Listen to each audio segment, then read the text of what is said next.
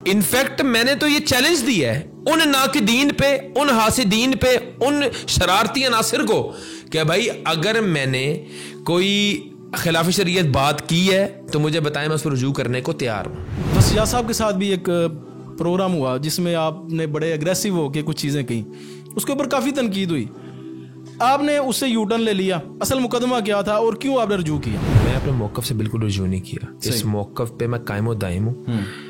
ये आपने मुझसे ना एजम्पशंस की बात करनी है, ना आपने मुझसे राय की बात करनी है अवामुन नास के। फिर उसमें आपने ये भी कहा कि मदारस के बच्चों को भिखारी बनाया जा रहा है। बिल्कुल मैंने ये बात की, मैं स्टैंड करता हूं। मैं स्टैंड करता हूं। का स्टैंड ये है कि मदारस के बच्चे तो नहीं चंदा लेने जाते।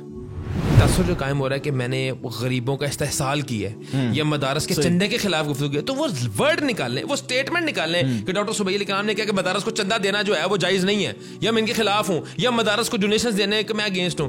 आपके पास रोड मैप क्या है इस सारे सिस्टम को बेहतरी के हवाले से? आप मुझे किसी टीवी चैनल के ऊपर बुला लें, मैं उनका नाम लूंगा, मुझे उनको खौफ है?